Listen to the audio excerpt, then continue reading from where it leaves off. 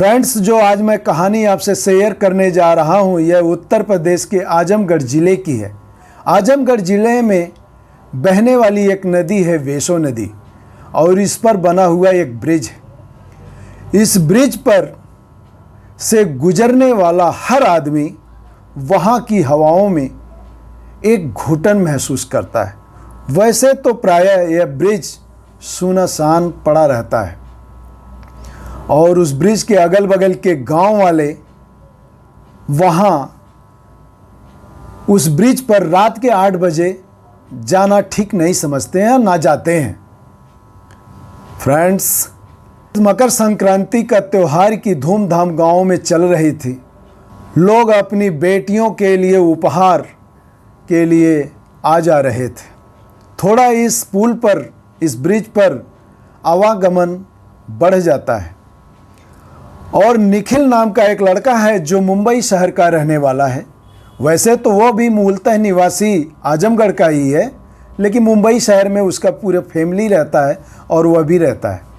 इन दिनों वह भी गांव आया हुआ है और अपने बहन को मकर संक्रांति का उपहार लेकर जाना चाहता है। और रात के 8 बजे ही उसके क्या विचार में आया, रात के 8 बजे ही वो निकल देता है अपनी बुलेट बाइक लेकर और उपहार साथ में लेकर अपनी बहन के घर। और उसे भी उस ब्रिज से ही गुजरना था। वह अपनी ही मस्ती में चला जा रहा था और ब्रिज के करीब आ गया। और ब्रिज पर पहुंचते समय उसका नियर अबाउट समय उस समय का रहा होगा 10:30 का।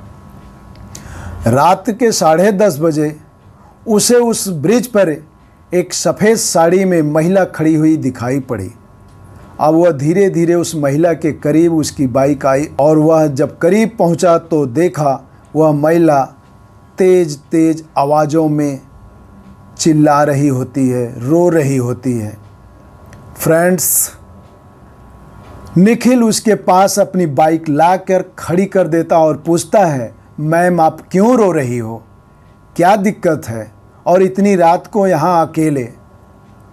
वह खड़ी महिला उसको दूसरी तरफ दिखाती कहती, वो मेरे पति बीमार हैं और उन्हें अस्पताल ले जाना है और मैं असहाय यहाँ खड़ी हूँ। निखिल को उस महिला पर दया आ जाती है कि रात के इस 10:30 बजे यह महिला बीमार पति को लेकर जाएगी कहाँ, और इस रास्ते पर कोई आ जा भी नहीं रहा है कि जो इनकी हेल्प करेगा। फ्रेंड्स, वह उस महिला से कहता है, मैम आप अपने पति को मेरी बाइक पर बिठाओ और मैं ले चलता हूँ अस्पताल, आपको छोड़ देता हूँ।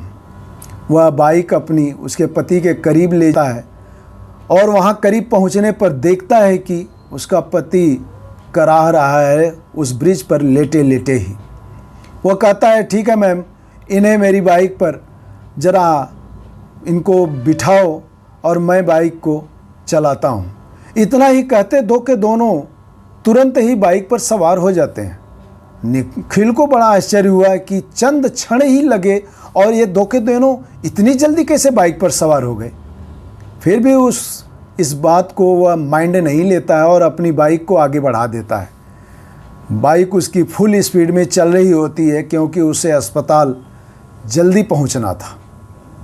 1 किलोमीटर आगे पहुंचने के बाद वह उस महिला से पूछता है, मैम किस अस्पताल में चलना है, मुझे यहाँ का रास्ता ज़्यादातर पता नहीं है। तो पीछे से कोई आवाज़ नहीं आती है। तो निखिल पीछे मुड़कर देखता है तो बाइक पर कोई नहीं था। तो उसे झटका लगता है कि अरे वो दो के दोनों कहाँ गए। ऐसा तो नहीं कि बाइक पर झटका लगा और दो के दोनों कहीं रास्ते में ही बाइक पर से गिर गए हों।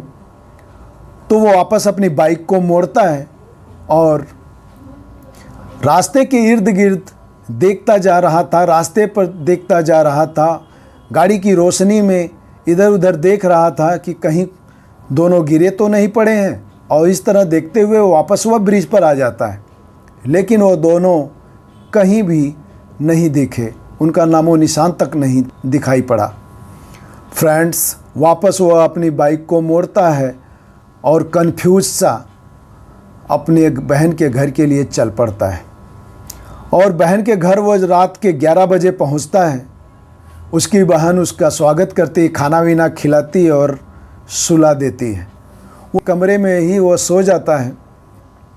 रात के 2:30 बजे 2:30 के आसपास उसे यह फील होता है कि उसके सीने पर कोई भारी वजन हो। उसकी आंखें बिल्कुल फैली हुई होती हैं, उसका गला रुधा होता है, उसके मुंह से कोई आवाज़ नहीं निकल रही होती। उसकी ऐसी दशा थी कि उसका अपना ही शरीर उससे हिलाया नहीं जा रहा था।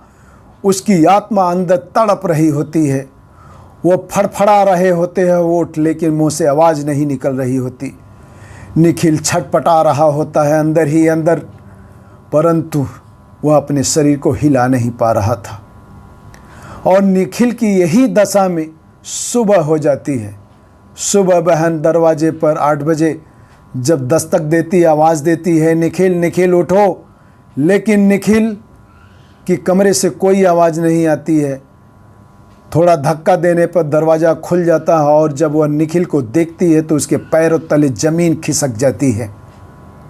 वो अवाक सी खड़ी की खड़ी रह जाती है, जैसे उसे काटो तो खून नहीं उसके शरीर में, ऐसी उसकी दशा थी। उसकी धड़कनें बहुत तेज़ चल रही थी, क्योंकि निखिल की आंखें फटी की फटी पड़ी हुई थी और शरीर पूरा अकड़ा हुआ था। मुंह से झाग जैसा निकल रहा था और जीभ उसकी थोड़ी सी बाहर निकली हुई लटक रही थी। फ्रेंड्स, ये दशा देखकर वह ज़ोर ज़ोर से चिल्लाने लगती है और उसके घर वाले और अगल बगल के घर वाले वहाँ इकट्ठा हो जाते हैं। फ्रेंड्स, बाद में जब निखिल की पोस्टमार्टम रिपोर्ट आती है तो पता चलता है कि उसकी हार्ट अटैक से मृत्यु हुई थी और उसका हार्ट अटैक उसका दम घुटने की वजह से ही हुआ था।